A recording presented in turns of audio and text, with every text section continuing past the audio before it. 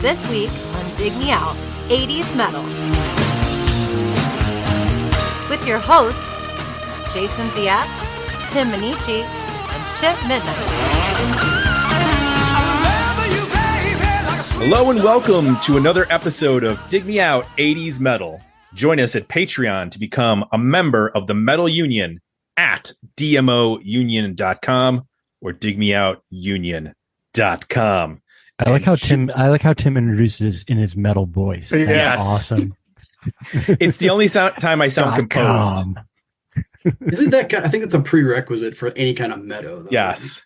Yeah. I feel like I should probably add some like thunder while I'm in the intro crackling behind me. That would be the appropriate. You should listen to an hour of Rob Halford interviews before you do every episode. You'll just come in with the right tone and you'll pronounce the word metal right and just everything will flow.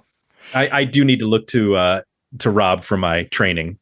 He will be my sensei for this. Speaking of our Metal Union, we have a member of the Metal Union joining us for this episode. Joe Peters, welcome. Do you prefer Joe or Joseph? Is Joe okay? Joe is plenty fine. Put it this way, I'm Joseph when my mom is mad. Exactly. And then it's the full name, and then I'm like, so yeah. Mm-hmm. That's Chip. You're the only one who doesn't have a shortened version, unless there's Chai. I guess we could call you, but you're Jay, Tim, Joe, and well, you realize that Chip is a nickname, right? It's not on your birth certificate. What? Image blown. I'm legitimately shocked. I thought it was your legal name. It is. I have not been telling legal people name. this for years. Can we guess what your legal name is? We don't have enough time in this episode to guess. Really? Because it has nothing to do guess. with Chip. Okay. Ingve. I believe it. All right, fine. You nailed it in 10 seconds. Never mind. Yep. Ingve Chip Midnight. Well, and then there's like my name is so fake. It's like I'm clearly in witness protection because nobody's name is actually Joe Peters. It's like, sure, buddy. You and John Smith are heading over to he plays drums in my band. To local restaurant to have dinner. Well, there was Mick Brown. He was the what band was he in? Dokken. So Mick Brown, Joe Peters. We got to get like a band of the Witness Protection. That should be the name of the band, Witness Protection. I like where your head's at. I like where you're going with this. So Joe, you are joining us for an album that was included and won a poll.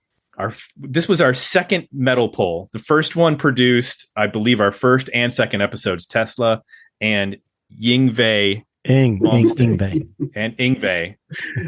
Remember, because I actually commented, I met Yngwie in 86 when they were filming his video for You Don't Remember, I'll Never Forget, I think. And I was a 14-year-old kid at the time, and I was pronouncing it Yngwie, and he corrected me in a very like, I'm speaking to a kid, so I better be sort of polite, but you could tell he wanted to tear me apart. He was like, it's Yngwie. And I was just like, I'm scared, but can I have a guitar pick? So I'm going to list here all of the records that were in this poll, some of which I know and some of which I don't. So here's what we had on the end of I know this record. 5150 by Van Halen. Sure. Okay.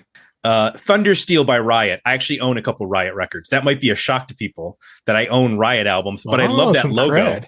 I love that weird bird thing that they have on their covers. So anytime I see a Riot album, I pick it up at the record store. Yeah. Thunder in the East by Loudness. I know Loudness. Just the name. Blue Murder, self-titled. Again, a name I've heard, but I don't think I've ever listened to them. Except Eat the Heat. Except I think I know maybe one song by Accept. They had a big single. What song do you know?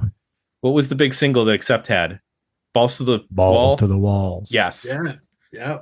See, balls to the something. Balls to the baseboard of the. Yeah, exactly. Now here's okay. Nobody Likes a Thinker by Mass Appeal. I never heard of that. And quite honestly, if you told me that name of the band and album title, I thought that was a hip hop album. Yeah, because it definitely doesn't sound like a metal record at all. But apparently, it was an Australian metal band. So there you go. The Dudes soundtrack. I know not of the Dudes movie, nor of its soundtrack. You guys apparently are familiar with this. I think Keel's on it. Yes. Steve Vai, Wasp. I worked at a record store 88 until 90, and I vaguely, like, you're dusting off corners of my aged mind right now. Of course, now I know what I'm going to do after this podcast. I'm going to sit and learn everything about the movie, The Dudes, and then send you all links to it so you can catch up. Nice. Yes. And then we had a couple of self-titled albums. Touch, which I can't imagine there's only one band named Touch. I have to imagine there's 40 bands named Touch. Yeah, that's not Google proof. Yeah, no. Yeah. And Badlands. And it shook out that Badlands, I kind of dominated this poll.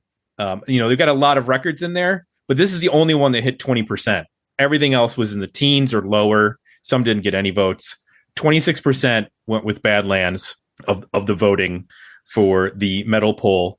And we actually got some comments for Badlands. For example, Jeremy Amend said, has to be Badlands. They deserve to be bigger than most other successful rock acts around the end of the 80s. They didn't really have any gimmick or image, but they made solid albums. Darren Svensson said, went for Badlands for the Eric Singer Kiss connection. 5150 is the only album I really know out of this batch, but picking it would kind of be like covering Pearl Jam in your 90s podcast.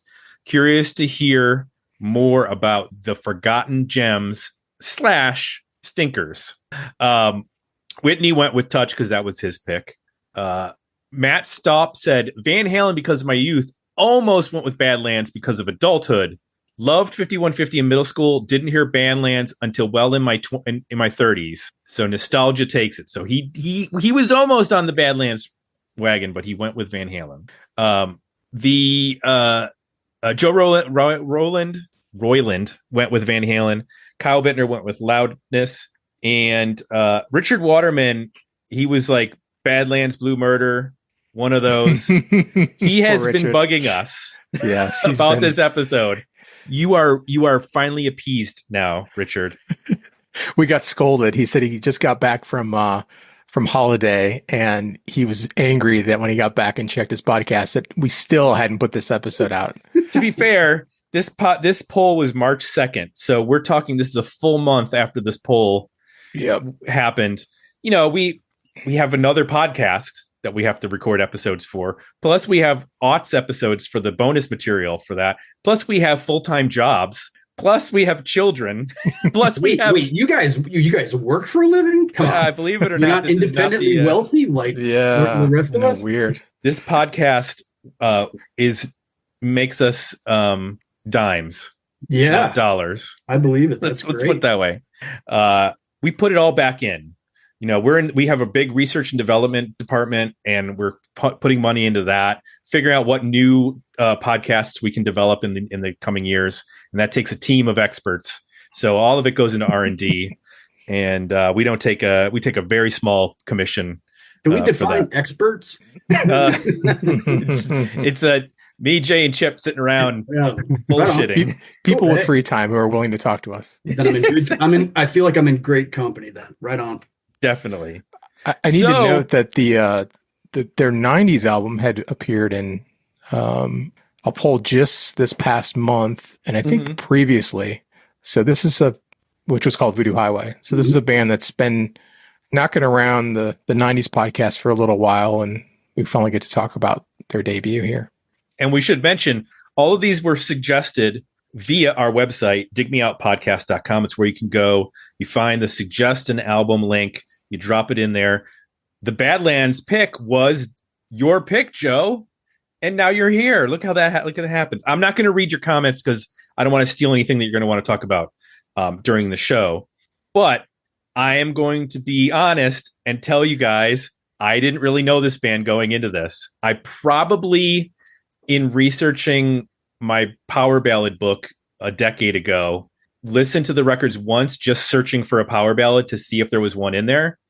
Because I actually do have the MP3s for their 3 albums. So I probably got them like on a file sharing service, or maybe you gave it to me, Jay. I have no idea how I got the Badlands. I wouldn't MP3s. be surprised at some point. I didn't try to push it on you. You probably Good did. man. Good man. But I had no recollection of what this sounded like going into it. And when I looked at the album cover, I was like, oh, I wonder if this is going to be sort of like a... You mean this? Yes. As I was hold up the signed songbook, that's how big of a nice. Badlands Oh my dork I God. was. Yeah. I'm that guy. A I'm that guy in songbook. this band. I'm a guitarist. At one point, I could play this entire album note for note. I was that guy. Wow. Well, I looked at the sepia toned cover of this, and I thought, well, this is going to be like a bluesy, like this maybe little Americana. Maybe there's be some country songs on this. Not correct, but we'll talk about the record and my incorrect assumptions by looking at the album cover. I don't really know much about this band other than who was in it, because there's some big names in here. So, Chip, maybe you could share some history of Badlands. History of the band. Badlands was formed by Jakey Lou Williams, who would later be known as Jakey Lee. Jakey Lee was born in Virginia, moved to San Diego as a kid. He kicked around the scene. He played in early versions of some bands that you might recognize. A band called Mickey Rat, who eventually would drop the Mickey part, become just Rat. He was in a band called Rough Cut. Do you guys know Rough Cut? You know the name? Yep. And then he had a audition for a new band that the former singer of Black Sabbath, not Ozzy Osbourne, but Ronnie James Dio was starting, and he kicked around in Ronnie James Dio's band for a little while, and eventually that did not work out. He was replaced by Vivian Campbell, and then he received a call, or I actually have no idea how he ended up in Ozzy's band. That was around the time that I started listening to, like, intently listening to and buying music. Was I don't know if I've talked about it on this podcast, but Ozzy Osbourne was my introduction to music. And the first album that I bought new, because I bought Blizzard of Oz and Diary of a Madman after they'd already been released, but I bought Bark at the Moon at the record store the day it came out, and Ozzy Osbourne's guitar player in that band was Jakey Lee, and that was my first introduction to Jakey Lee, was Bark at the Moon. He played on Ozzy's next record, which we can have this debate sometime on this podcast. He played on Ultimate Sin, which is my favorite Ozzy Osbourne record. I know that the Randy Rhoads stuff is awesome. Don't get me wrong. Blizzard of Oz and Diary of a Madman are awesome albums. Zakk Wylde albums are great. I think Ozzy's put out some really great records, but Ultimate Sin is my favorite record. And to be honest, a lot of it is because of Jakey Lee's guitar playing. I agree completely. And when you guys do that, the head-to-head, I would love to be a part of that. Yes. I can nerd out with the best of them on those two albums. Yes. Or on the whole, like, the Jake versus Ray or whoever. Yeah. So, I was reading this, so I wasn't there, but something happened in the Ozzy camp, and Jakey Lee was fired from the band. I think I read that he actually heard about it from somebody else in the band, like Ozzy or Sharon did not initially reach out to him, that he heard about it from someone else and then called Sharon and was like, hey, I'm out of the band. And she said yes. So that was probably 86, 87-ish. Kicking around, Jakey Lee's looking for something to do, and he starts this new band called Badlands. Now, Tim, you mentioned that Blue Murder was one of the bands up for vote this time around, and Blue Murder, I don't know if Ray Gillen was their first vocalist, but Ray Gillen was at one time in Blue Murder before they recorded anything. They actually have there's one song that they recorded. I don't know if you were going to that. It's actually online if you hunt for it. Well, so I knew he was in Blue Murder, but I in the last probably 2 months, I'm like, I wonder if there's any Blue Murder demos with him. And I did. Yeah, I found it, which was amazing because I thank God for the internet, right? Yeah, exactly. He also was not briefly, I think he was in Black Sabbath for a little while. Yes. He recorded a whole album or part of an album that would eventually be called The Eternal Idol. However, Ray was not on the version that was commercially released. They replaced Ray with a guy named Tony Martin. The Ray demos for Eternal Idol have been floating around the internet, so you can hear Ray sing those Black Sabbath songs. That's another band that I would love to cover at some point, is the kind of the lost era of Black Sabbath when Tony Martin was a singer, because that stuff, I'm going down a tangent here. That Black Sabbath stuff, like when I go to Black Sabbath, I love the Ozzy stuff. I don't love the Dio stuff as much, but I listen to Tony Martin stuff if I'm reaching for Black Sabbath. I think it's very underrated. But anyway, Ray Gillen had been part of Black Sabbath. When he was in Black Sabbath, the drummer at the time of Black Sabbath was Eric Singer. So those two knew each other. Jake was looking for a singer who had charisma, who had a voice, who had the personality, who had the look. And here comes Ray Gillen. Ray's like, hey, I know this drummer that I was in Black Sabbath with, Eric Singer. So Eric Singer jumps aboard. And then Jake pulls in Greg Chaisson, who had apparently auditioned or been some part of Ozzy's band, maybe auditioning for Ozzy's band. That's how he knew him. So that's just how Badlands got together. So you've got Ray Gillen on vocals, Jakey Lee on guitar, Greg Chaisson on bass, and Eric Singer on drums. Eric Singer, as we all know, would later go on to join Kiss. After he left Badlands, he was actually in Paul Stanley's solo band and then eventually joined Kiss. They put out the self-titled album that we're going to talk about in 1989 on Atlantic Records. It produced 2 MTV hits, Dreams in the Dark and Winter's Call. It reached number 57 on the Billboard chart. Not too bad for an album like this. And they did some opening dates for, it was a 3-band bill. I think Joe might have something to say about this. Maybe. Great White. Yeah. Like I was going to say, it was actually a pretty strong bill at the time, because considering who their contemporaries were at the time, those 3 bands, Tesla, Great White, and Badlands, were probably the least glossy, poodle doggish. There was less spandex in that bill than in the other bands at that time. So that was actually a pretty solid lineup. So yep, that's right. Yeah. And then they headlined a tour with the where those band DAD, Disneyland After Dark, right, opened, and that band from Australia, maybe Denmark, I think. Denmark, yeah. That's right. That's actually because I caught them with them opening. That was the first time I saw them nice, awesome. So that album does its album cycle. In 1991, Voodoo Highway comes out, also on Atlantic Records. By the time that album comes out, Eric Singer has left the band to go to Paul Stanley's band and eventually to Kiss. And Greg pulls in a former bandmate of his from an Arizona band called Surgical Steel. And that's Jeff Martin. Jeff Martin had also been the singer for a band called Racer X. Racer X's guitar player, Tim, do you know who it was? Paul Gilbert. I know something. Yes. But Jeff Martin came into Badlands as a drummer instead of a singer. So he appeared on the Voodoo Highway album, and they put that album out. It had, what is the hit off that, Last Time? Yep.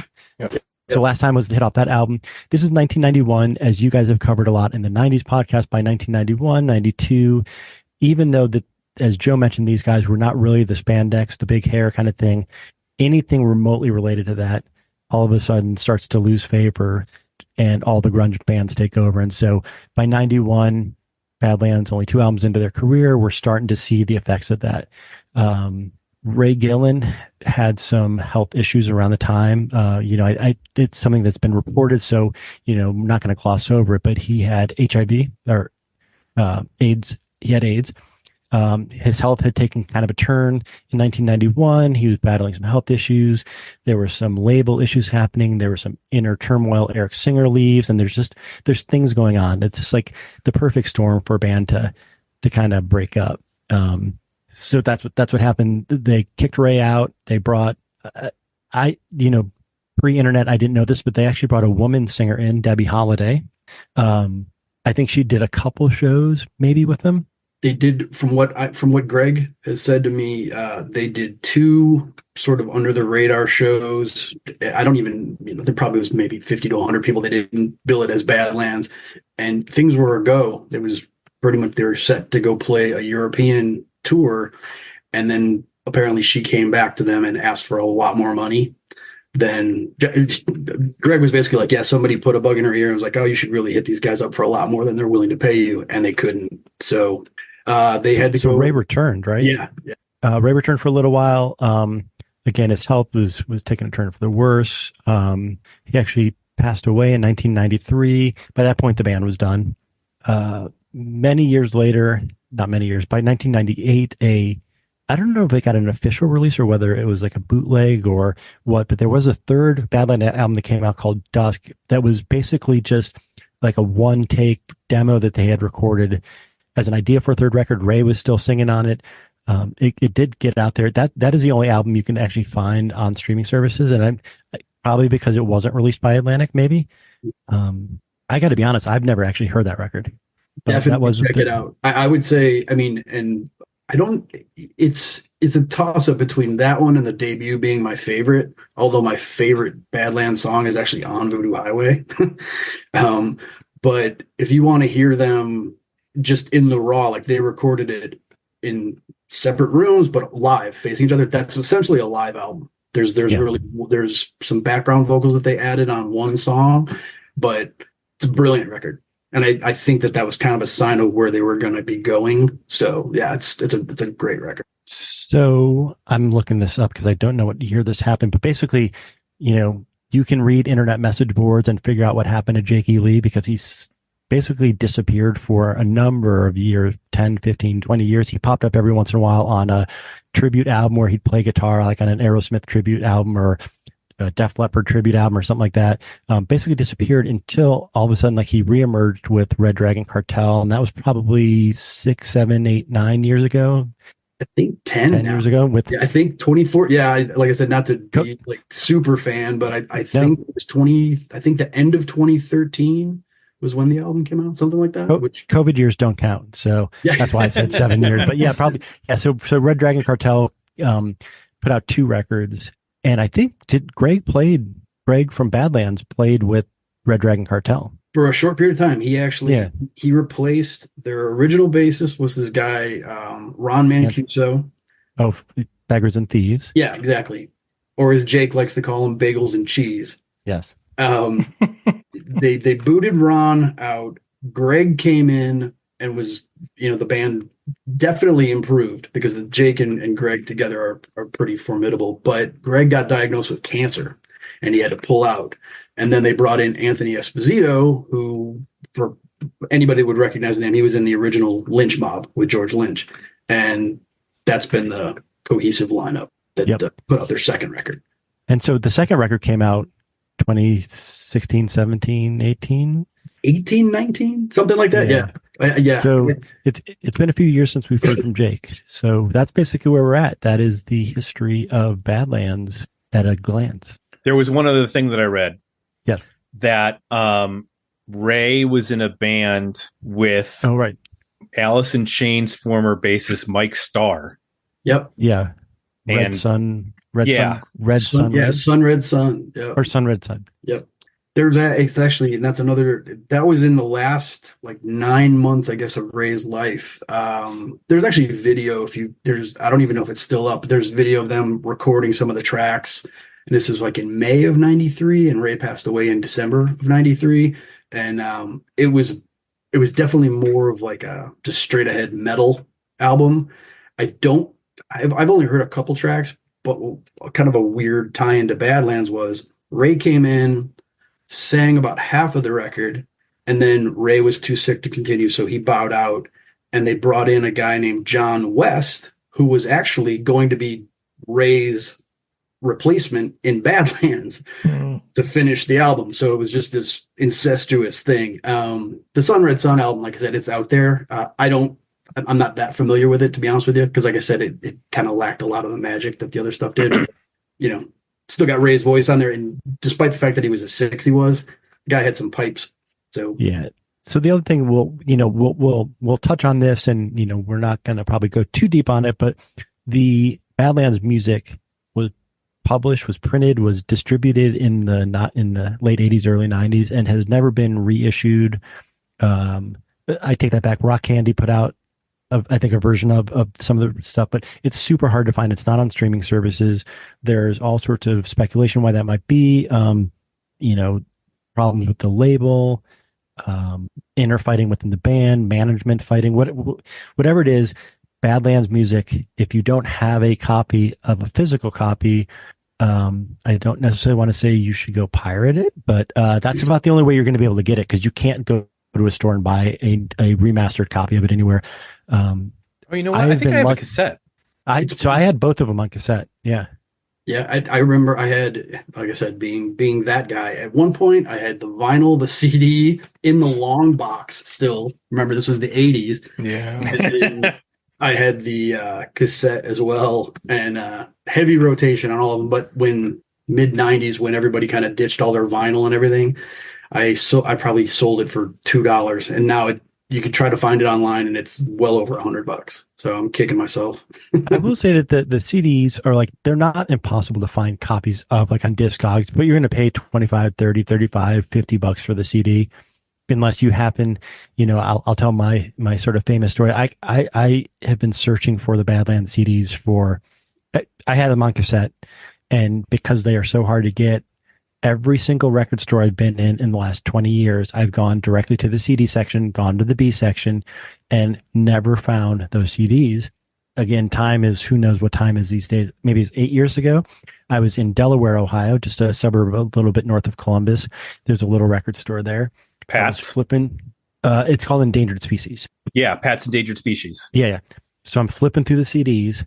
There is Badlands self-titled for $5. So I thought I was on a punk show. Like, I started looking around. I'm not even kidding. I'm not even kidding. Like, I got all warm and sweaty, and I go up to the counter and I lay it down, and I thought for sure the guy was going to be like, "Oh no, that's not $5. It's $50 or $500 for sure." And he's like $5, and I'm like, I ran out of there before he could say anything. I'm like, I just got this expensive, hard to find CD for $5, and then about 3 weeks ago, another record store in Columbus called Records Per Minute posted a picture on Instagram of 4 stacks of 80s and 90s metal CDs that they got in. And I'm always interested in seeing what's in those stacks. Sure. And I, did the thing where I pull the corners so I can see the titles on the sleeve. Yeah. Voodoo Highway was on there. Ooh.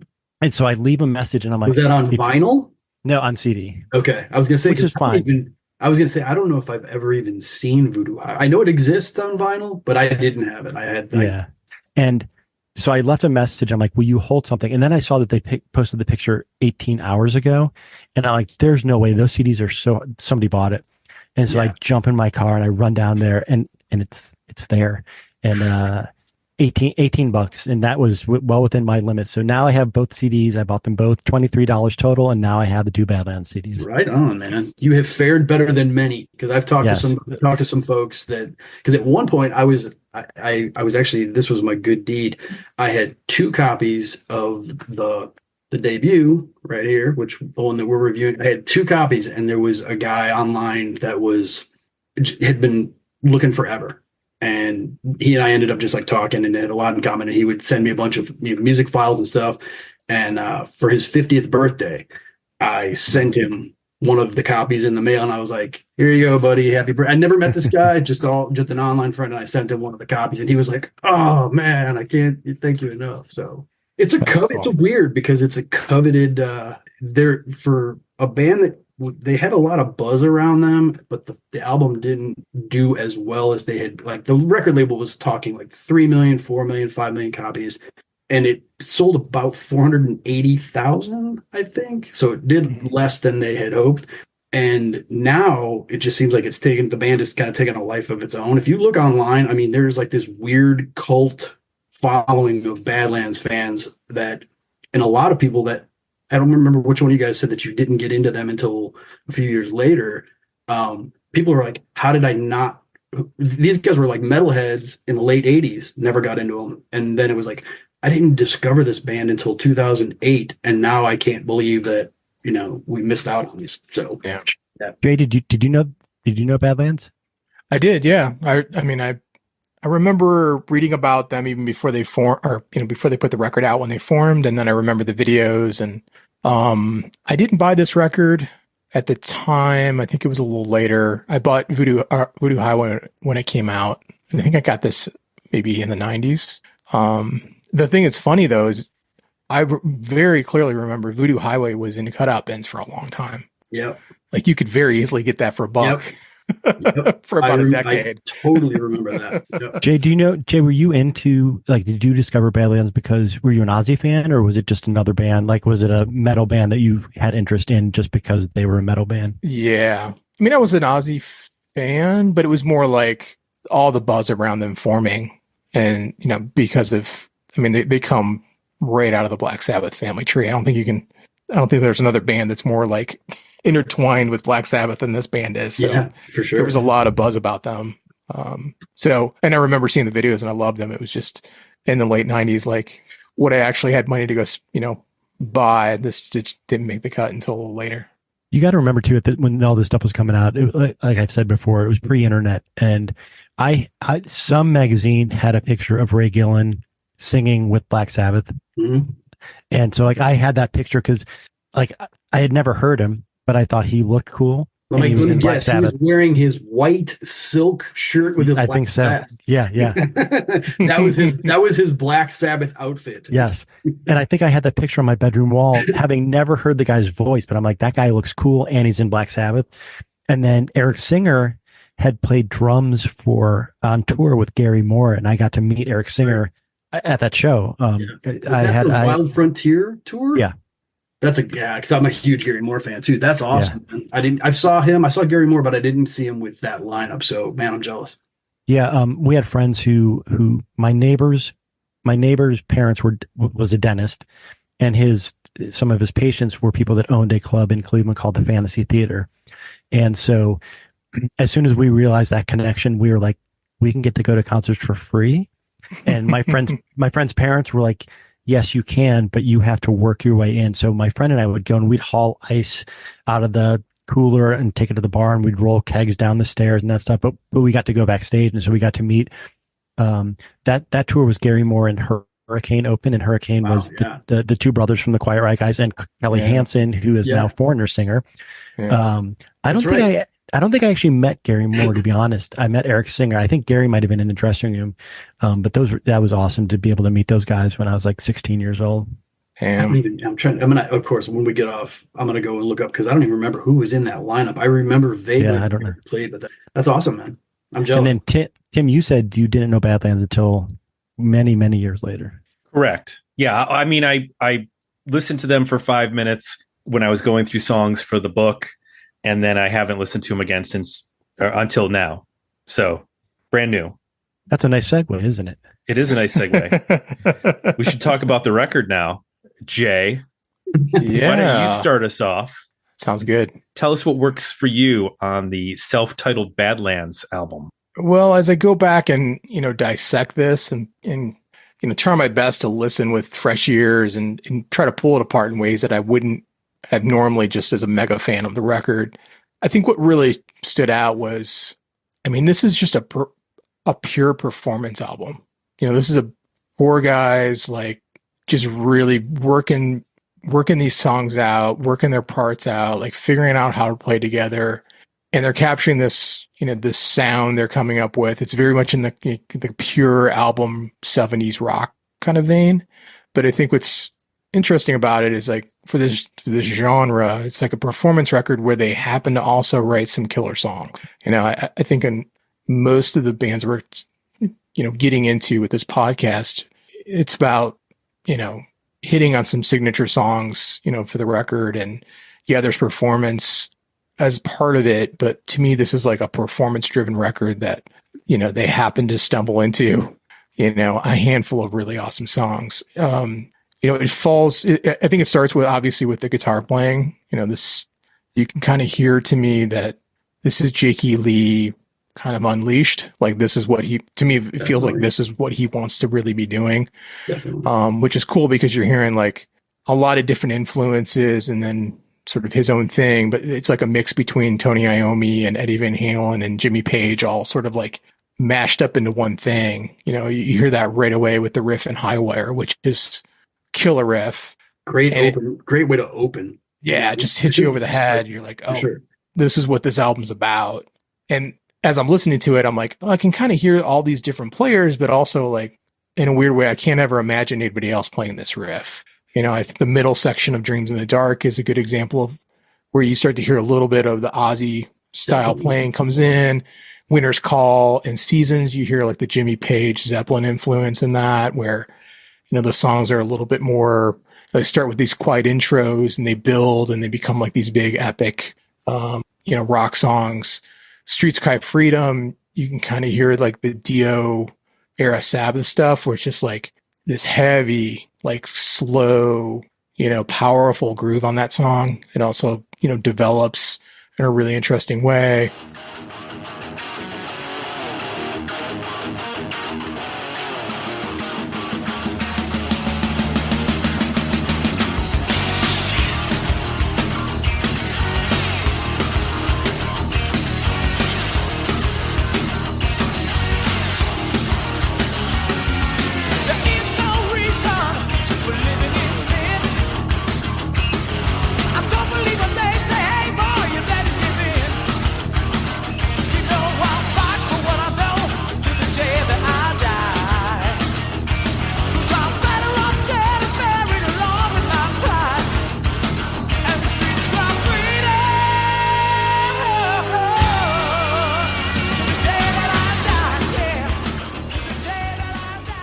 Hard Driver, in that middle section of that, you can kind of hear that Van Halen style come out a little bit. So it's just this really cool combination of things. And obviously he's, in terms of the way he plays, what he brings to the band, and, in a lot of ways he's driving what's going on. But the flip side of that, there's also this really, it's very, you can see how he's sort of the focus of it in some ways, but also the rest of the band, including him, are working really well to complement each other. So like, the tones he's using, they really fit the vocal really well too. It's not like he's not overpowering the singer. The singer's not overpowering him.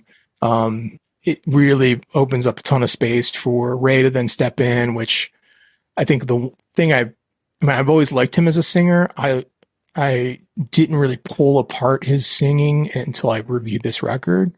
And I think that the thing that struck me was there's just so much range. I mean, within the first 4 songs, you hear the guy who can like do the breathy kind of like quieter stuff, but it doesn't sound thin. He can deliver like the power of a Ronnie James Dio. He's got some rasp and low end, so they can pull off like the bluesy stuff without sounding corny.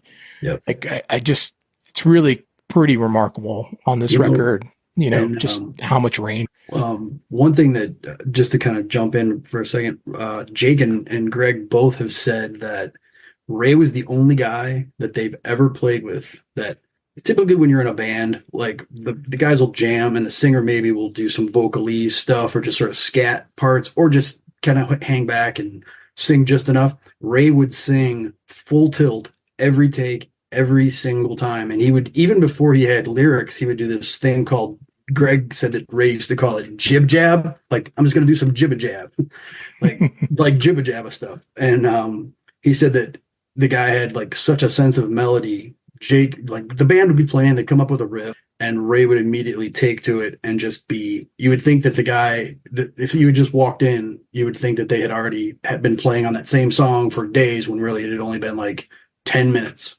It was almost like, so. You can hear that. Like, I think on other albums that are very like guitar player driven, it can be hard for the vocalist to figure out like, okay, where do I fit? What do I do? Do I get out of the way? You can definitely hear there where the band is like stepping back and letting him have space. There's sections of this record where it's just his vocal and drums, for moments. There's this really cool thing that they do where in a couple songs, he sings in more of his breathy voice for the verse. And then he breaks and goes to like a full on voice just before the chorus, but the band isn't there yet. The band's still like kind of down, playing quiet or quieter.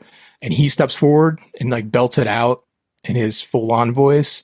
And then the next time through, then the band comes in. It's just this really cool dynamic that, you can just tell that they all had confidence in him as a singer and understood like, hey, we got to get out of the way and let this guy do his thing. Yeah. So, yeah, I mean, that's the biggest thing that works for me. I know you guys will have a bunch of stuff to add, but just that performance of how these guys are all working together, giving everybody space, complimenting each other.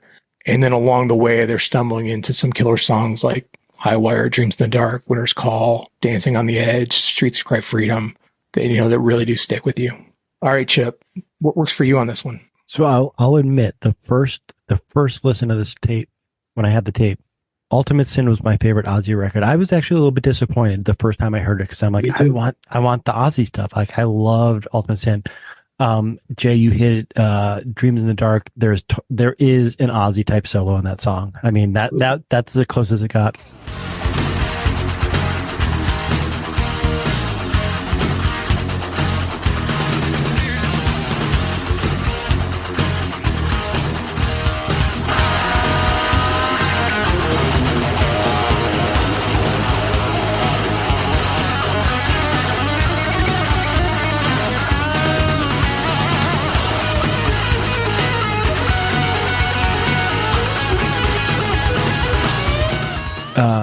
but as it grew on me, I mean, I would echo everything you said. It's a great just rock record. It's not trying to be an Ozzy Osbourne with a different singer kind of record. It's completely different influences. Jake plays differently on it. Really, you nailed everything. I wrote down, it starts out with this like amazing guitar, like a great guitar intro to the first song that you hit. Dreams in the Dark is just like because I didn't have a CD copy until a couple years ago. Like that would always be on a mixtape. Like Dreams in the Dark is just one of those songs that like I wanted everybody to hear every time I made a mixtape for someone. I wrote down that I sometimes have mixed feelings about instrumental. Sometimes they feel like filler, but Jade's song is so good. Like that's one of the few instrumentals that I'm like, I'll listen to that over and over. Like it's not just filler.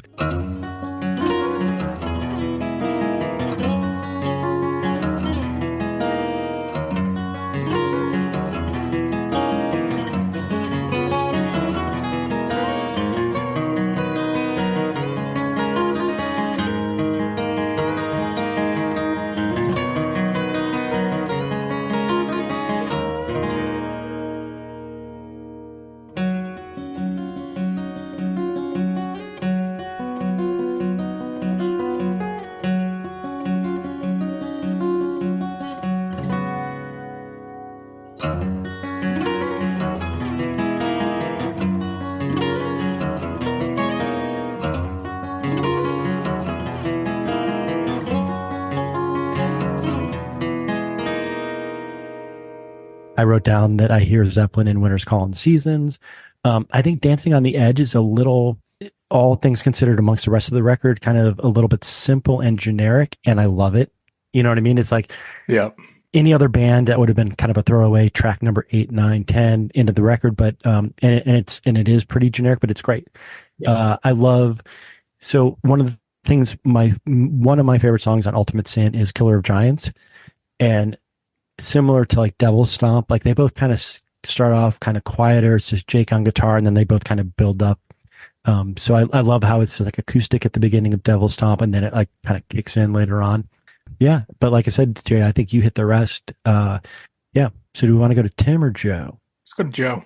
So wait, before we go to Joe though, before we started recording, I think as you tell us about what you think was good about the record, give us your background too, because I mean you've got background with these guys. You've talked a few times about talking to Greg and Jake offline. You've told us that you've seen them a bunch of times, and you still talk to them as well. So give us your background while you tell us what you think works too.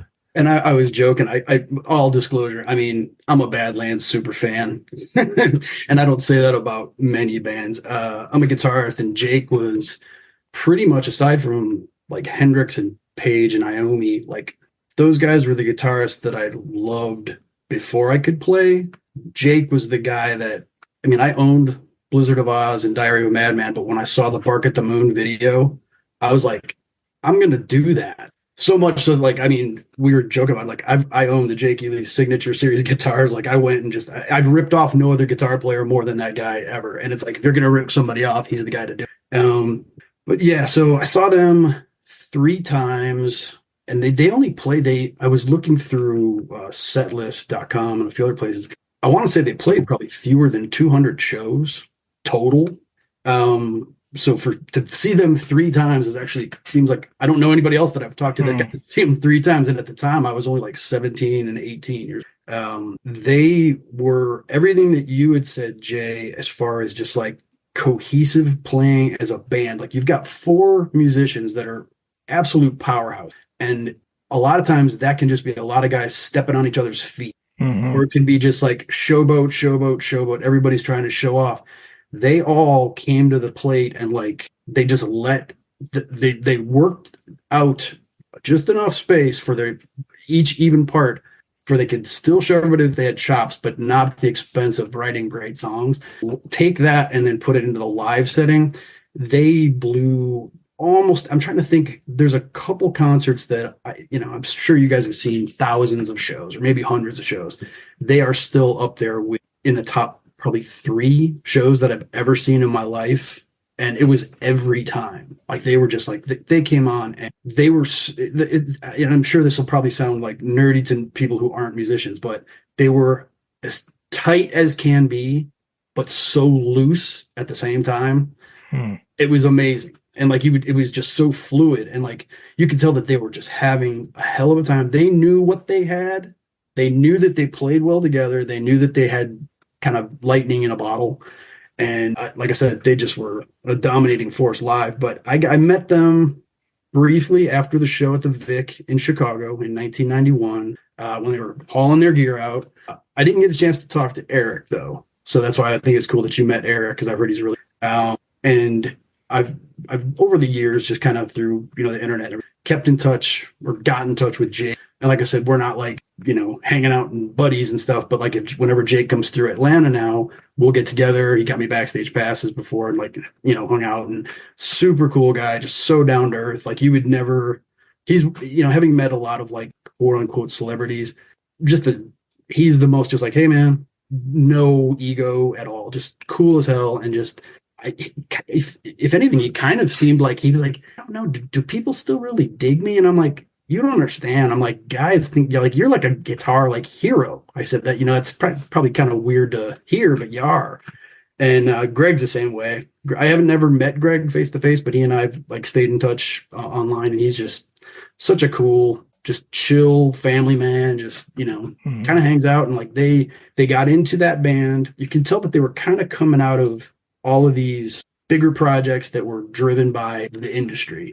And they had a lot of push behind them from the labels, because they all came with background. Jakey Lee had a name, Ray and Eric were both in Black Sabbath for a minute. So, and Eric had played in Lita Ford, Gary Moore, and Ray had buzz about him because even though the Black Sabbath gig didn't really pan out for him, people recognized that this guy is a powerhouse singer. They all knew it, but instead of diving into it and overthinking it, it just seems like they got in a room and just hashed out songs and just put it out. And if you listen to that album compared to, because I was looking, it came out, I think and I don't know if you guys know it was either April or May of 89, I think. If you look at the albums that were coming out in the contemporary, and this is where I guess the distinction that I make with these guys is I don't really consider them metal. I consider Badlands like the textbook example of a hard rock. Like aside from maybe AC/DC being just a straight up hard rock band, these guys are like Free. If it's the band Free, Led Zeppelin, Humble Pie, Grand Funk, and Sabbath were injected with like steroids, and they do have some of that 80s niche to them that could put some people off. Because if you listen to the album, as much as I know we all love it, and I could geek out on it, it is definitely of its time. You can tell it didn't come out in tour, But if you listen to the other albums that came out during that time, it's not as glossy. There's not those big gang choruses like you would hear like on a Def Leppard song or Skid Row. And it just, I think there's still some 80s drum sounds, but the guitar, like to the point you were making, when I first heard the album, and I mean, I was waiting with like bated breath. First put it on, I was kind of like, Jake changed his guitar tone a lot. Yeah. He stripped away all this flange, all the phase was gone, and it wasn't metal. It was definitely like I said, just like raw blues. It was real big, beefy. It took me probably 2 or 3 listens, and then I was like, oh, okay. And I think it didn't hurt that I had been getting into Jane's Addiction, and I was really getting into The Cure because Disintegration had come out. So I was already starting to pull away from the metal thing.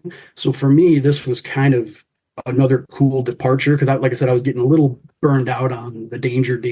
But anyway, as far as like knowing the guys, like I said, and Jeff Martin, the second drummer, another guy that I've been acquaintances with online, just seems like a really cool, down to earth guy. They never had the big egos. There's not a whole lot I can add as far as what I like about the album, because I mean, you nailed it pretty much. It just seems like 4 guys who could have come to the table, and it was either going to be they create the album that they did, which I think is pound for pound, like straight away. There's very little that I dislike about it.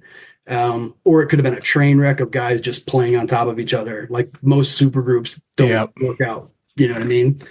And I just think they knocked it out of the park. So, like I said, it's one of the few albums that I still put on. Like, I don't know that I ever stop and or skip tracks. Even the album cover, I mean, it wasn't big and glossy, right? Yep.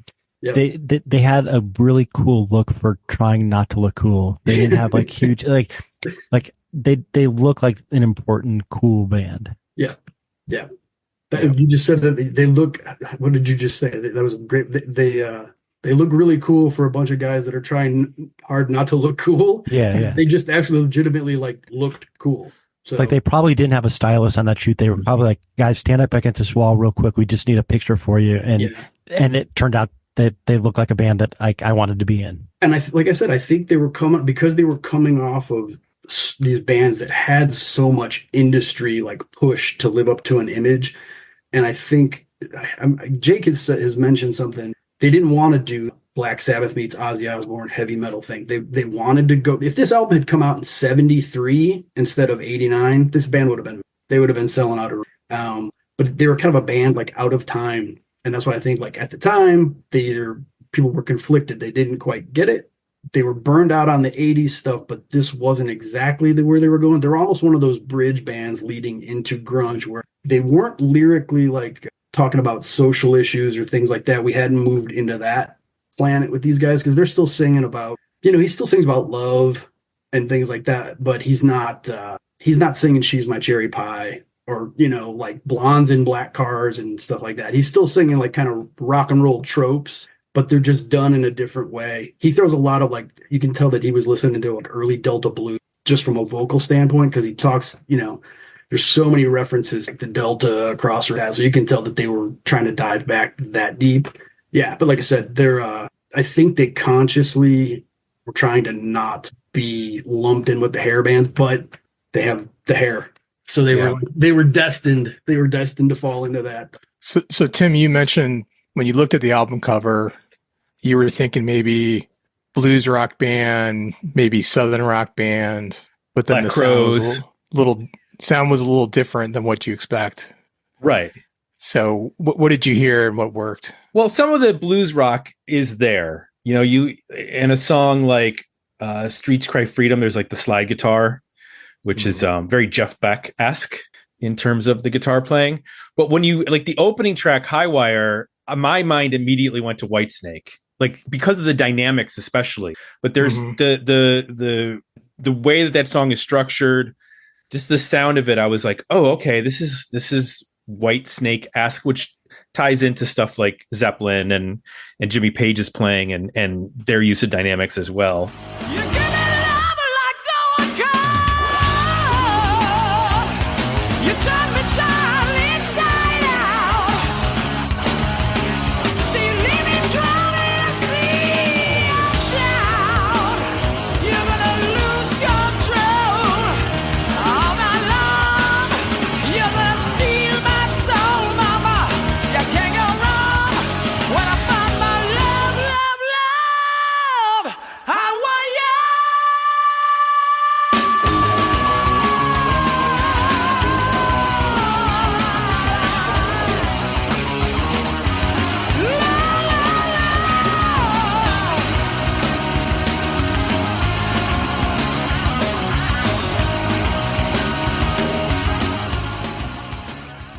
So it dawned on me that like, okay, this is kind of as I got through it the first time, like this is sort of a mix of just hard rock and blues rock.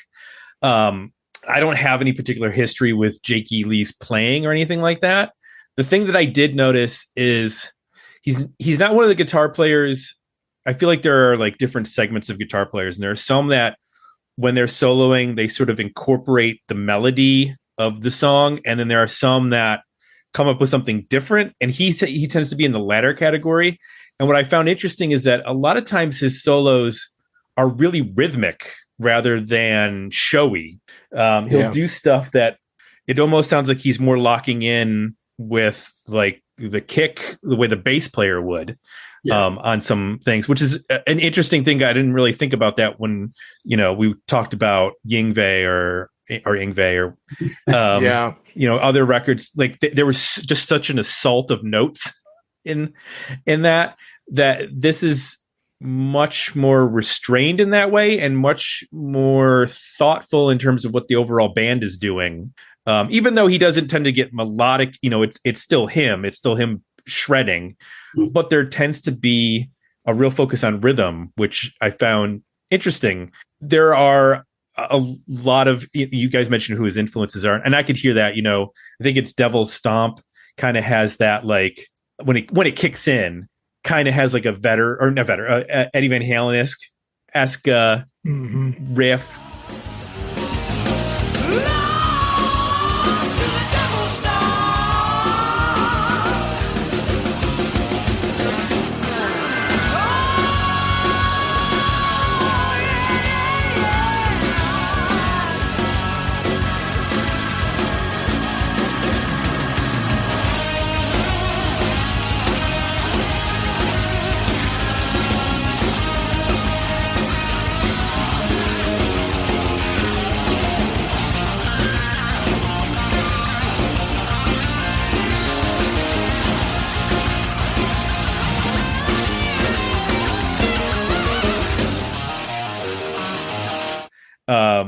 There's a couple other ones where I could hear, it wasn't necessarily specific players, but just like, oh, that kind of sounds like Deep Purple, or that kind of sounds like Rainbow or something. Like they were drawing on stuff that I didn't hear at that time because I wasn't that deep into rock. Like I didn't know Rainbow when I was, 17, 16 years old.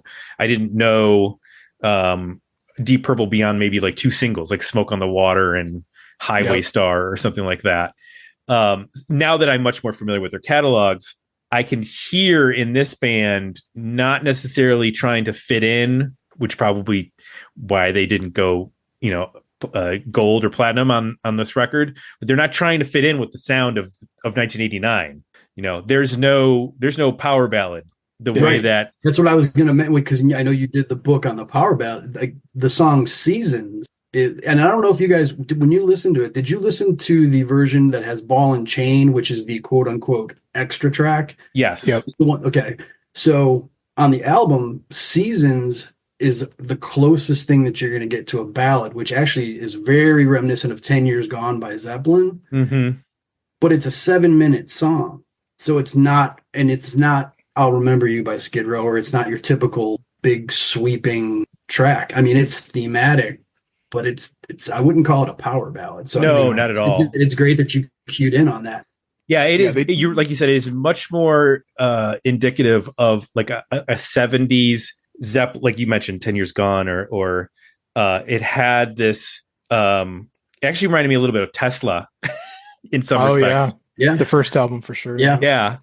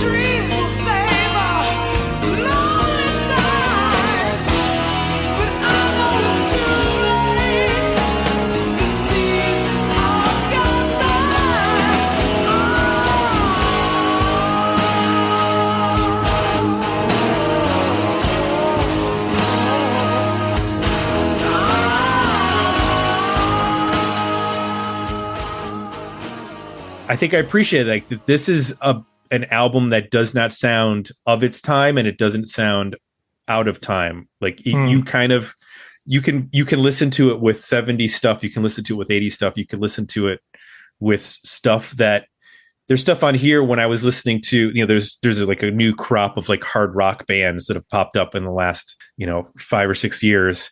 And this stuff wouldn't be out of place with them. So as far as the overall band, like it kind of got there with what I was thinking, but definitely a little bit more hard rock.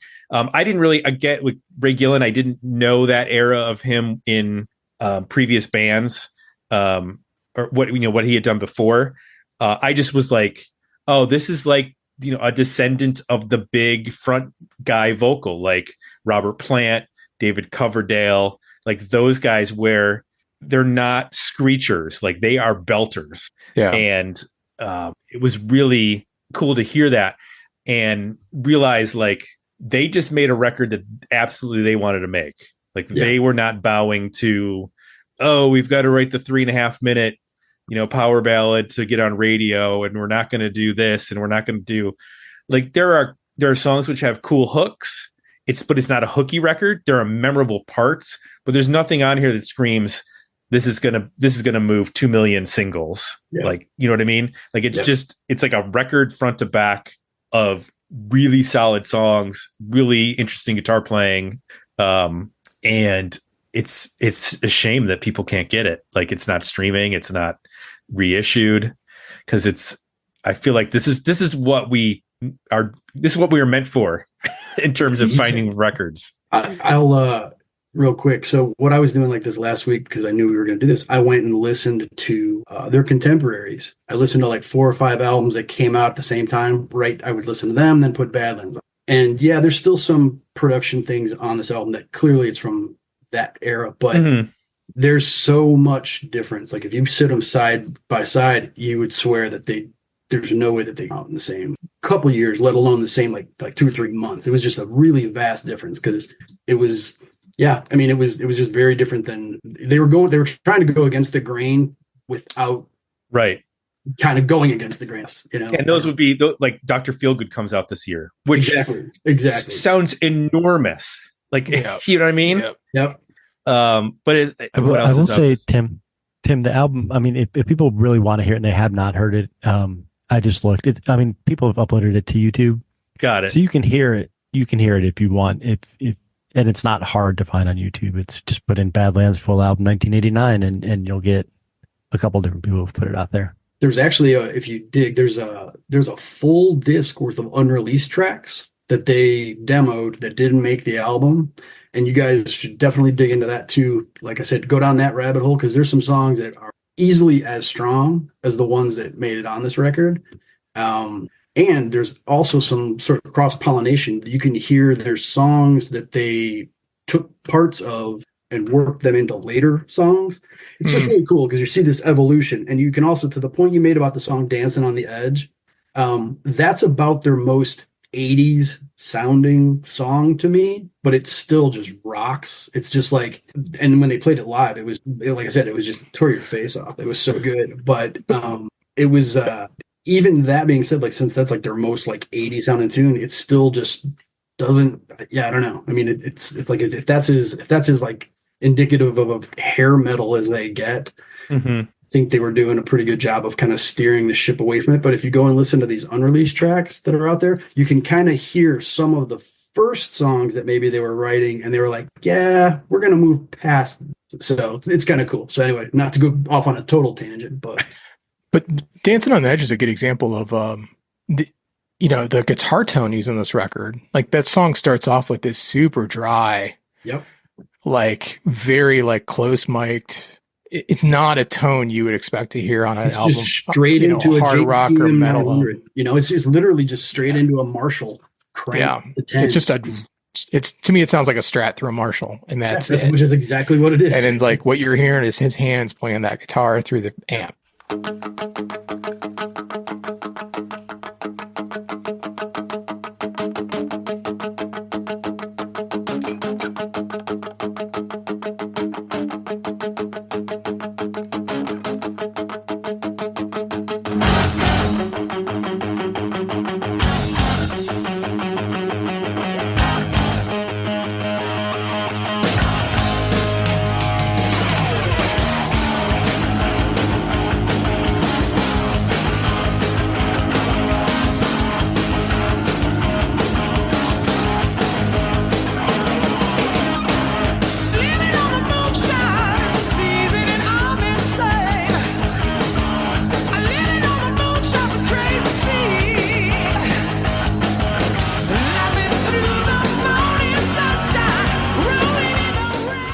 That is not what bands were doing in 1989. Like, at that point, it was like full on Def Leppard production for everybody. Like you mentioned, Tim, Motley Crue was doing the Bob Rock thing, so they were getting even bigger. They were like one-upping Def Leppard. Is this year? Yeah, everybody's getting bigger, and they were saying, no, we're going to get smaller. Even though I would argue they strip down even further on the next record. For sure.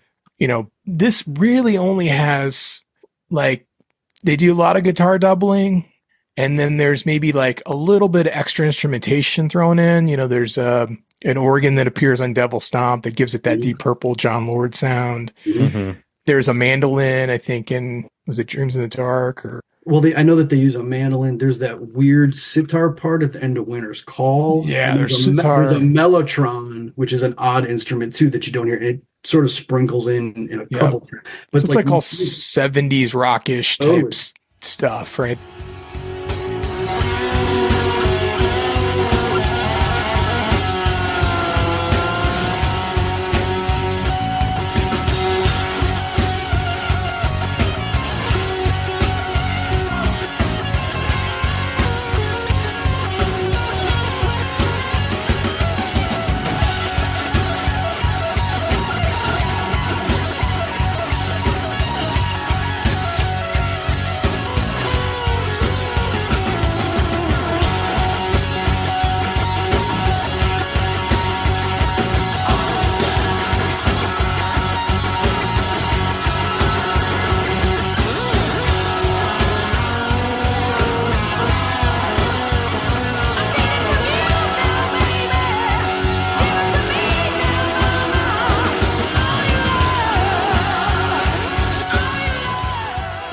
There's no like synths on this. There's no strings, you know. So, you know, it's interesting in that, to me, like at face value, it very much sounds like a 3-piece band with a singer with a little bit of embellishment. Like, you know, compare that to, like you were saying, going back and listen to other bands that put out records around this time.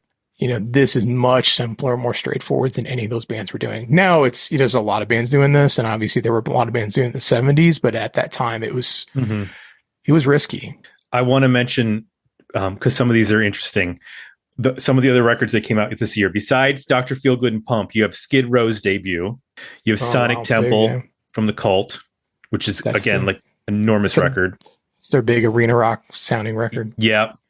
Slip of the Tongue by Whitesnake. Speaking of Whitesnake, The Great Radio Controversy by Tesla, Faster Pussycat's second album, Wake Me When It's Over. This is the one that I thought was hilarious. You have The Headless Children by Wasp, and you have Headless Cross by Black Sabbath.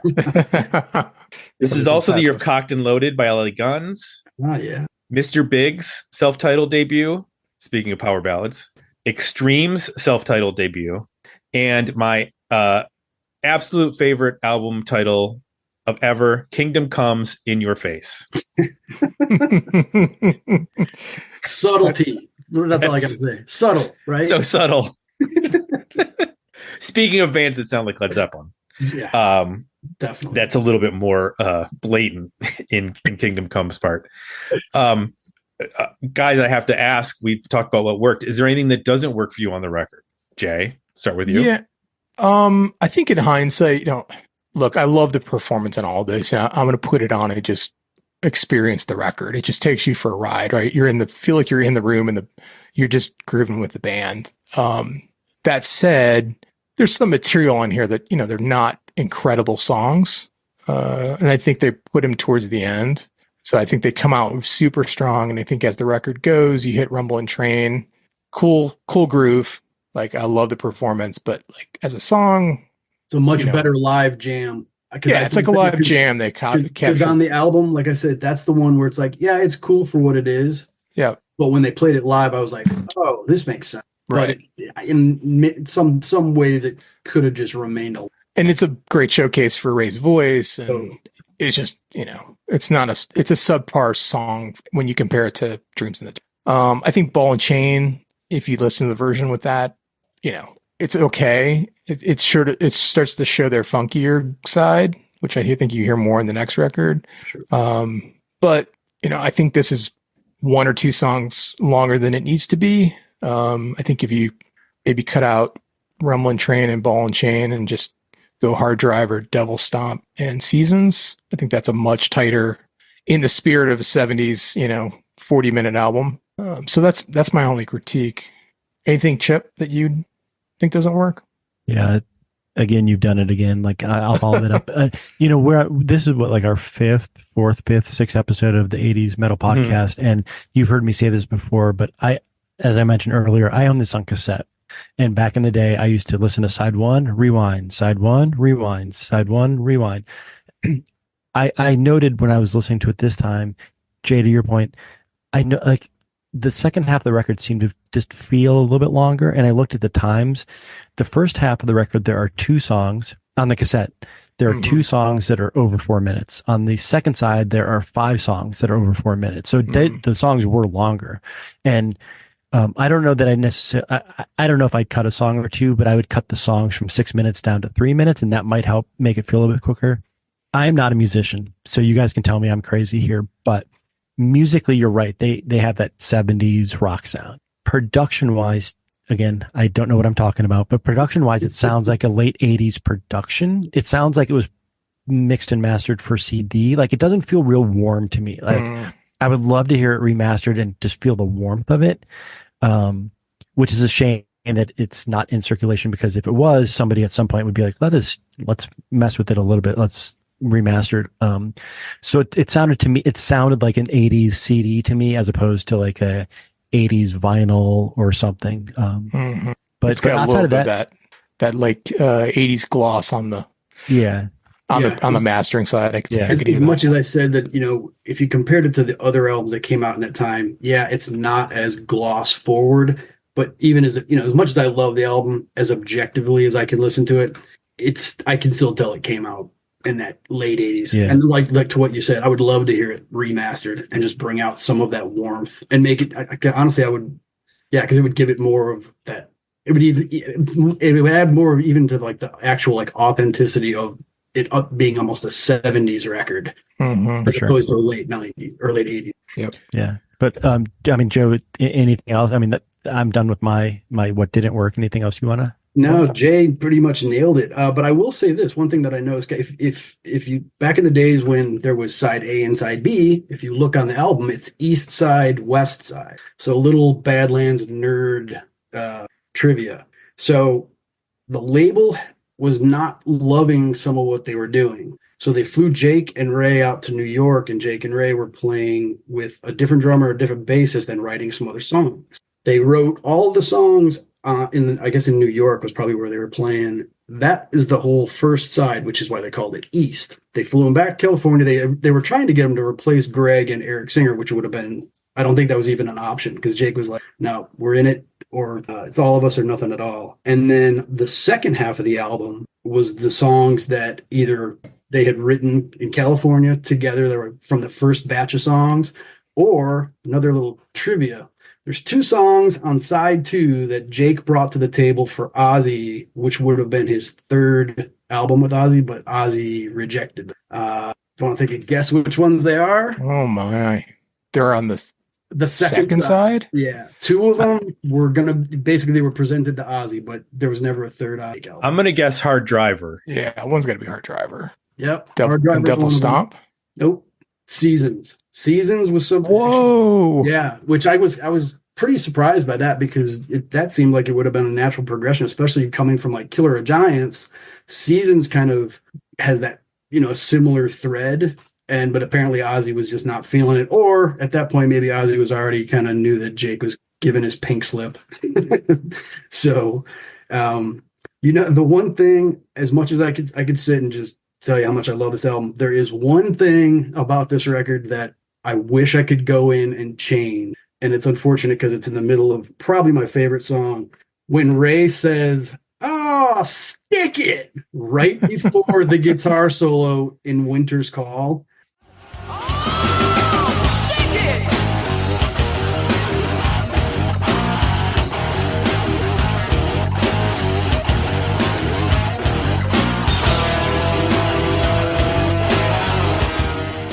I can laugh about it now, but it's like, if you ever want to know that album came out in the 80s, it's almost like he just put an exclamation point, like, boop.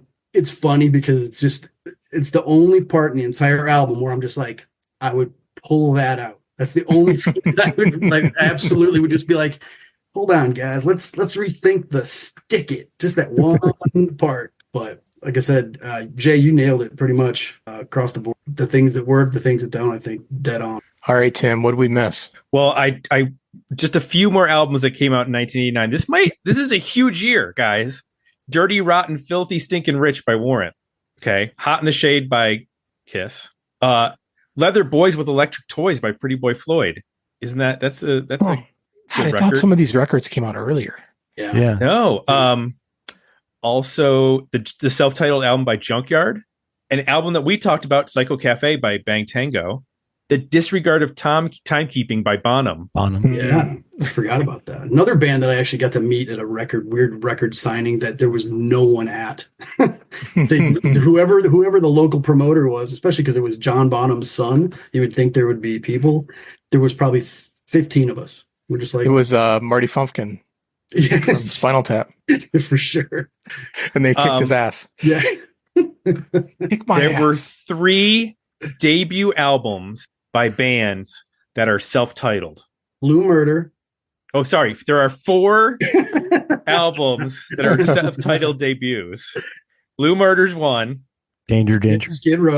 Danger. Oh, sorry. There are 5 debut albums. That joke keeps blowing up your trivia question. So you guys have 3 of them. Skid Row, Blue Murder, and Danger. Okay, yeah. And Badlands. Okay, there are 6 debut albums. Joe, you are never invited on the show again. No, this is amazing. This is amazing that there are 6 debut albums in the same year from one style of music. Like, imagine if 6 punk bands came out in the same year and all named their albums self-titled debuts the same. And I have to think, I'm sorry, man, I didn't mean to jump in. I have to think that because of what you're saying, that might have been. Oh, shoot. What's up? There's 7 self-titled debuts. This probably is partly to do why there was so much oversaturation and why people were just so done with that brand by 91.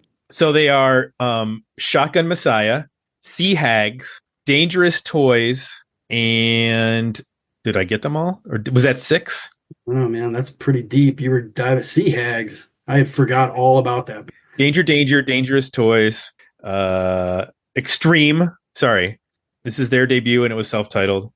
I think that's everybody.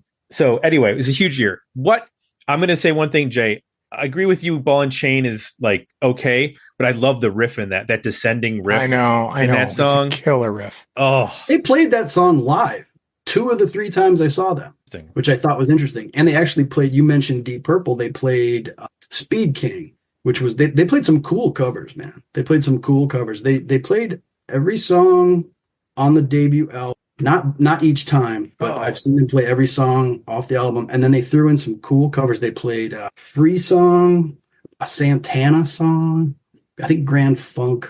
But yeah, they were with the exception of Speed King, they were pretty obscure. They weren't the hits. They didn't play we're an American band funk. They played some deep cut that I'd never heard of. Mm-hmm. I have some news. There are 2 more self-titled debut albums from 1989. That's 9. We're up to 9 now. Gorky Park. Oh my God, Tim. And Phantom Blue, who we talked about. We talked about their second album on the podcast. It's quite good. Yeah.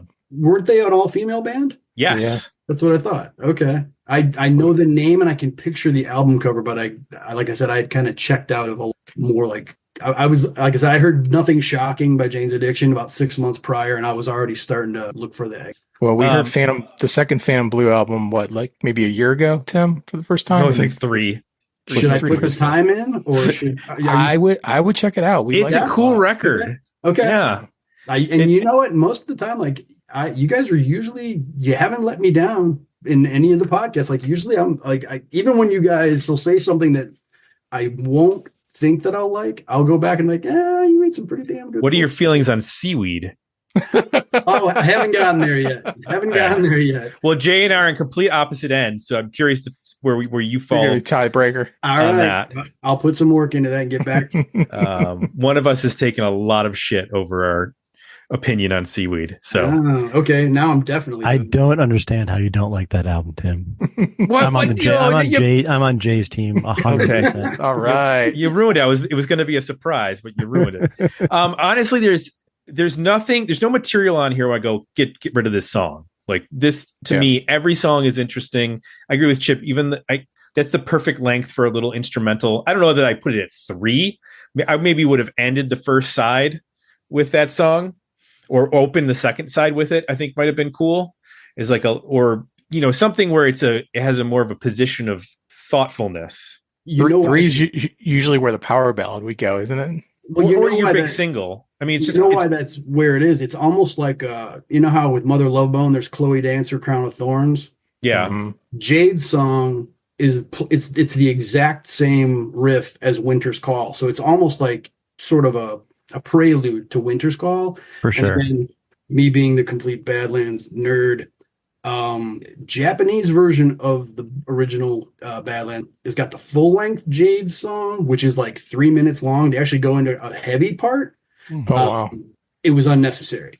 It's the one thing that I'm like, thankfully they cut it down and kept it to just sort of like this little guitar, like small guitar, sort of a kiss that he blew to his daughter. Yeah. Anyway, like I said, more deep cut Badlands nerd info. The 10th self-titled debut album of 1989, Babylon AD. Yes. Yeah. Oh man, I forgot about some of these. Chip, how did we not get that one? Bang go the bells. Exactly. I forgot about so many of these. These are great. Like I said, now I know I'm going to be wasting so much time digging back. Enough's enough. Is it Enough's Enough debut? Yeah. Yeah, that's their 11. They're because I'm from Chicago. Those guys grew up less than 2 miles. Wow. The Blue Island, Illinois, south of Chicago. I do feel like some of the songs maybe lack like a distinct hook. And that's kind of more just, I think, a result of them sort of eschewing the time. And they're like, we're going to write like you said, Jay, these are performance songs. And some of them don't have, there's no unskinny bop. You know what I mean? Like there's nothing blatant. No. There's no pour some sugar on me. Or cherry pie. Like they are writing songs that are going to last more than a year. You know what I mean? And they're going to want to play live, and that, right. And this is, we kind of touched on a little bit about why the albums aren't available. They put out this record. The record label pretty much gave them a lot of freedom to put out an album that was commercial, but not, like you said, there's no clear-cut hit smash singles. You either get it or you don't. There's no I'll Remember You. There's nothing that's just going to, like you said, with the massive hook. And then the second record, the record label was like, you guys need to bring us a million seller. And instead of doing that, they gave them an even bigger middle finger, because Voodoo Highway is even more stripped down. It's bone dry. Like any of the 80s bombastic stuff was pretty much stripped away. And they left they basically did that because they were having problems with their management, their A&R guy, and just Atlantic Record General. They purposely wanted to break their contract. So they were just doing everything they could as that's why we got, Voodoo Highway came out. And like I said, it's even less commercial. So that's one of the big reasons you can't get the album out, because they left on such bad terms with them. I guess they just did not part ways well. So, yeah. Well, they made a couple great records in protest. Yeah. Yeah, for sure. Let's talk about, I guess, our overall ratings. We're there. No surprise, I'm going with the Worthy album. The last note I'll leave on is, as I get older and listen to more music and listen to, new bands, which I still love new music, I find myself increasingly drawn to performance albums, to like true, pieces of music, 30 minutes to 40 minutes long, where human beings get together in a room and play together and record that with, minimal bullshit. There's just something magical about that. And this is, obviously in the 70s, that's the only, that's how you could do it unless you were, at a huge budget. Most bands were doing that. And throughout the 80s, we started to get away from that. This is one of the bands that, went back to doing it. And I think revisiting it, that's one of the reasons why I think I continue to appreciate it even more with time, is just, I don't know, you just feel like you're you're vibing with these people. Like you're in a room with them, you're understanding what they're doing. You're, reacting to the emotions that are coming across. And like when he, is playing guitar and he pulls up on a note and makes it shriek, like there's no like wild effects making that noise. That's just his hands on the guitar making that happen. Yeah. Like you can hear that. So the only thing I would add is that could be better is, a remaster remix would be fantastic just to squeeze a little bit more out of it. It's still a great sounding album, but man, it would be awesome to just get another pass on taking a bit of the sheen off and bringing some of the, I guess, the blood and the sweat, out of it a bit more. So that's my rating. Where are you at, Chip? Decent single? It definitely has a decent single, Dreams in the Dark. But yeah, no, worthy album. What's funny though is like I tried, like Jay, you said like you listened to it a little bit more critically, and as I was listening to it, I kept thinking like that first side is so solid. Am I over judging it? Am I saying worthy album when maybe like there's 5 or 6 really good songs, but then I don't know if you guys do this. I'm sure you do because you've only done like 700 episodes. But like I was making a list and starting to like, should I cross this one out? No, I'd keep this one. I'd keep this one. I'd cut a minute off this one, and then by the end I was like, I didn't cross any off. So worthy album for sure. I toyed with better EP, but I was like, there's nothing I would get rid of. So worthy album. So Joe, you've it was a total stinker. I hate this record. No, I mean, I think you showed your cards when you said you learned every song on the album. There's no way I could even like put on a poker face. I mean, this album, like I said, it opened up a certain, it was at that time, like I said, when I was like 17, 18 when the album was coming out. I was like maturing as a musician. They were coming into more mature music, or what I considered more mature music, and then it kind of gave way to the stuff so it was just like a perfect. I will say that I loved the record, but then I saw them live and I was like, oh my, I love them. And then seeing them again, I was like, okay, that wasn't a fluke. These guys are the real deal. And I just, you gotta, I was like, now I think about it, I'm like, I hope if you could go back and wish that something could have been different. These guys would have been massive if a different window that they could have fallen into. And then of course, Ray passed away. So there's never going to be that chance. But then even when I saw them again in 91, the Vic, which is a much bigger place than I'd seen them, they just crushed it. Like I said, I can't say enough about them. I'm happy that I got to see them. Oh, so one thing I was going to say is whenever I'm talking music with like my other like fellow music dorks online, this is how the conversation usually goes. It's like, oh, you'd be talking about an album. Yeah, this is a cool album. That's a cool album. And someone will be like, man, did you ever hear about Badlands? And then it's like, oh, fuck, yeah, man. Like, it's always this general consensus. Every once in a while, someone will be like, I didn't really like that. But they're the ones that were diehard into Unskinny Bop. They were just like, Poison. It was that. It was just too, rock for me. But almost always, it's like you suddenly know the secret handshake, like the Badlands nod. It's like, oh yeah, Badlands. I get some of that with Blue Murder as well, but not as. It's usually the Badlands thing is almost like, okay, the code. You can come into the cool guy room. But there's a little bit of a John Sykes call out there.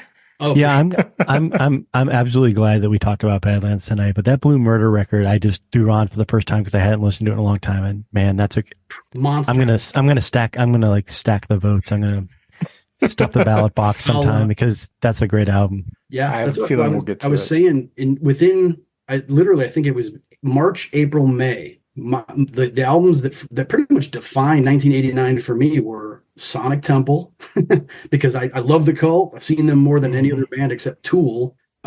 Disintegration by The Cure. I was dating a goth girl at the time who was smart enough and forward thinking enough to kind of get me away from like listening to Roxy Blue and some of the really bad low hanging. And then Badlands and Blue Murder. That was pretty much my 1989, and they all came out in this little window. Yeah. I definitely wish we could teleport and bring you guys back to see them live, because you guys would be like, Joe was not wrong about that. I was curious. That's what I was just looking up, and they played at the Fantasy Theater where I saw Gary Moore on July 23rd, 1989. And I have no idea why I didn't go to that show. How big of a venue is that? A couple thousand? No. 1,500. Yeah. That's about, maybe. yeah, because that was about the size of the first place I saw them was probably about 1,500, and they were just amazing. And then the next place I saw them was double the size, and they still, with no, I mean, they had no lighting, nothing, no bombs, no pyrotechnics. And this was it was like the week before the first Lollapalooza. I remember because I went to the very first Lollapalooza, like the week after seeing Badlands. And I was like, okay, 80s rock is dead. Like literally that was when I knew that things were changed. But yeah, they I think the Vic probably holds 4,000, and it was packed, and they could hold their own in big places and small. But anyway. So Tim, you just learned the secret handshake. Are you going to use it? Okay, before we get to that, I've tallied it up. There are 15 self-titled debut albums in 1989 and one guitar soloist debut solo record. Do you know who that is? Joe Satriani? Nope. No, he came out in 87. Hold on, give me a second. No, a guy who was in a band and then put out a solo record. Steve Vai. No, because Steve Vai put out Flexible like 84. Nope, it's not Steve Vai. It's not Vinnie Moore. It's not Vinnie Vincent Invasion? No, that was 86. Yeah. Yeah, you stumped me, man. George Lynch? No, I'll tell you Richard what. Kotzen. Oh, interesting. Another guy that I've actually bumped into a handful of times. Really good guy. Amazing player and actually a really like decent guy. Bizarre. I'm worthy album. I think this is exactly the kind of record that you can put on and listen to and just, nod your head. It's such a good rock record. It hits touchstones of a lot of cool 70s rock without imitating it. You just hear, oh, that drum fill kind of sounded like a Bonham type thing or something like that, but it's not a blatant rip of that. It's just an evolution of that sound. And I wonder if I had gotten this back in Oh, like what does 1989 Tim think of this? So 1989 Tim has a diverse musical. He's listened to Guns N' Roses and the Fresh Prince of Bel-Air and the Fat Boys. He's also owned at this point a George Thorogood live album on cassette. Nice. So, and I also I really like the Allman Brothers. So I was into like Southern rock and blues rock at that time. I had like a Chubby Checker and like a Fats Domino cassette as well. Like I don't know why I was listening to Fats Domino in 1989. Why not, man? But I think if somebody who like new music handed this to me and said, if you like the Allman Brothers, you might like some of this. There's like some of that slide guitar, but I also like Led Zeppelin. Like I knew I liked Led Zeppelin. So here's a throwback. If Todd had made you a cassette, Keith's friend, right? Yeah. But you only had 3 cassettes. Yeah. I mean, I think I would have felt obligated to like it since he gave me the cassette. No, but this is absolutely a worthy record. And go to YouTube, I guess, if you want to listen to it. Or join our Discord and maybe somebody will help you out and send you a copy. Maybe somebody named Richard who is very excited that this happened. And it happened because of you, Joe. Thank you for suggesting this.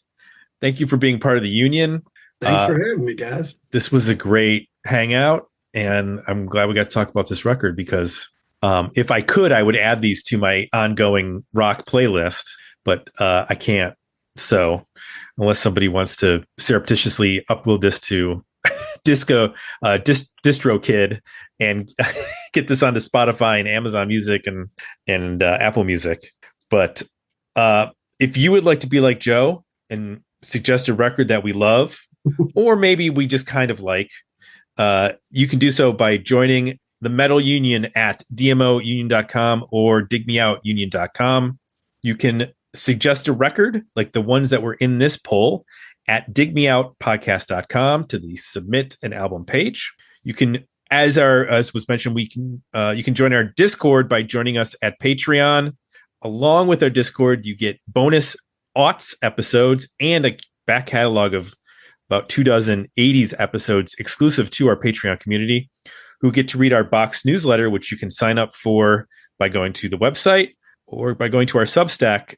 And the box newsletter comes out each week with new releases of 80s, 90s, and aughts, relevant music, books, movies, etc., plus histories of the band and more through our Substack. Basically, we're just throwing stuff at you from every direction, from Patreon, from Spotify, from Substack, wherever we can throw it, we're throwing it from. Lastly, if you like where we're throwing it, I don't know what that meant exactly, but if you'd like to leave some positive feedback for the show, go to Apple Podcasts. So for Jay and Chip, I'm Tim. We'll be back next time with another episode of Dig Me Out 80s Metal.